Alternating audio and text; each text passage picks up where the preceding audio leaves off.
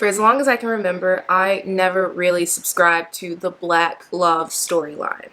Now, with that being said, that doesn't mean that I don't believe that love between black people isn't a very real, very tangible thing. And it doesn't mean that I have never or could never fall in love with a black man, and that other black women have never, could never, will never, are never, if I don't even think that makes sense. But it doesn't mean that I don't believe that love between a black woman and a black man can exist, can be healthy, can be fruitful, can thrive, and can just be long lasting. I not only believe that that can happen, but I know that that can happen because I've seen it with my own eyes and I have experienced it in my lifetime. But the whole just like black love narrative has never really aligned with me. And here's why. So many people place an emphasis on maintaining, sustaining, perpetuating black love between a black man and a black woman, because the longer that people are together, the more likely they are to procreate. And procreation is the way in which you preserve the race, the way in which that you preserve the black race. But I can't emphasize this enough. Like I cannot emphasize this enough. Race has never and will never mean anything to me. Race means absolutely nothing to me. Science has told us again and again and again that race has no or little to no biological merit. Race is a social construct. Race is a social construct. Now, does race have implications and influence on the society in which we live? Of course it does, because it's a social construct. Of course it has influence on society.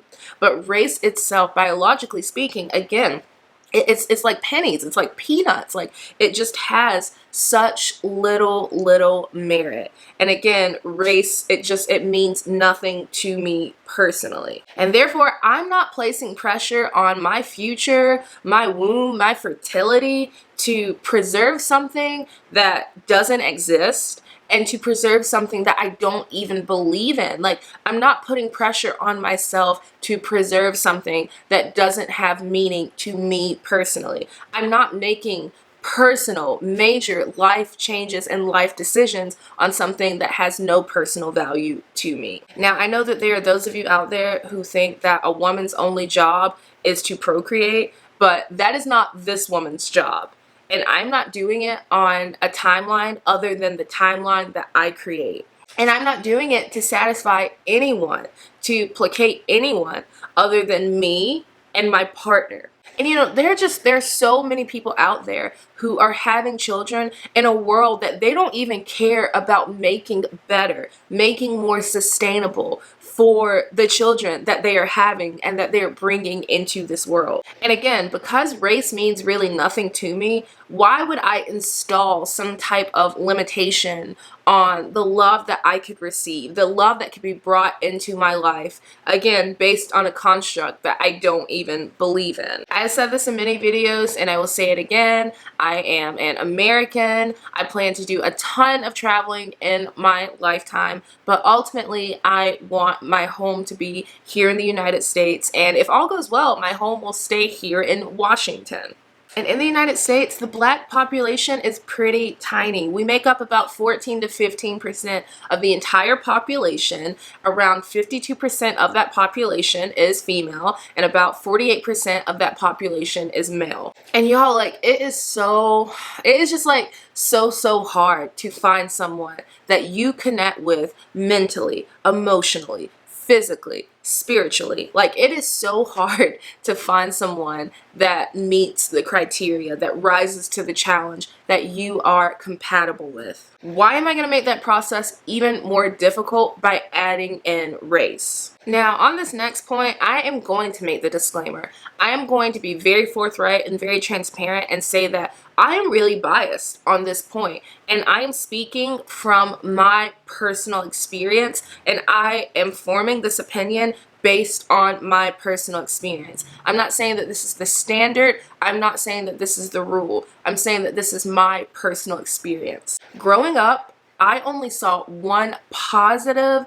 sustainable, long-lasting representation of Black love between a Black man and a Black woman within my family, within my lifetime. And that was between my grandfather and my grandmother, and like, God bless my grandfather's soul. I love that man more than I could ever express. He was and still is my first and forever soulmate, and he was a wonderful man. He was really, in my eyes, like the standard of what a man should be. That was the only demonstration of Black love that I saw within my family, within my lifetime, that made sense to me and that felt natural, that felt organic, and that felt genuine to me. You want to know the only other example of a positive, fruitful union that I saw within my family? The marriage between my great aunt and her white husband. The same white husband that my entire family made fun of her for marrying. And you know what? Like 30 years later, in fact, it's probably closer to 40 years at this point, all this time later, guess who's still together? Guess who's still in a fruitful, healthy, long-lasting, stable marriage? My great aunt and her white husband. And in my childhood experience, and again, I am saying my childhood experience, I'm talking about me. I'm talking about Amanda, in her, in me, in she, in this childhood experience that I had.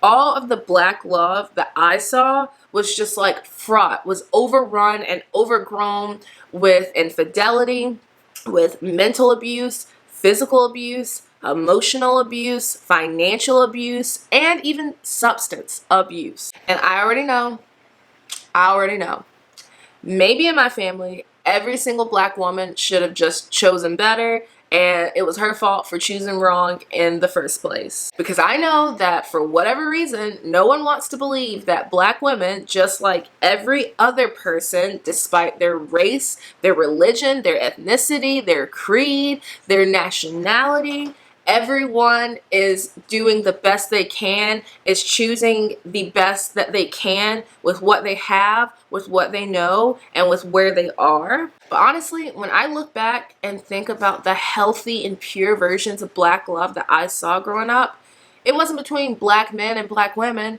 It was between, and it came from Black women. It was the Black women who devoted all of their time and energy and love to their children, their children's children, their husbands, their brothers, their fathers, their jobs, their churches. It was that. That's what I saw. That was the Black love that I saw. And again, it was the Black women who took care of their husbands, their brothers, their fathers, their nephews, all of those men who they took care of and loved unconditionally and gave endless chances to, endless second chances to people, to men who did not deserve those chances. And all of this was at the expense of their own potential. I think that's what hurts me the most, is that it was at the expense of their own potential, their own advancement in education, in their careers, and their potential to have a fully actualized life. And y'all, there is no one, like,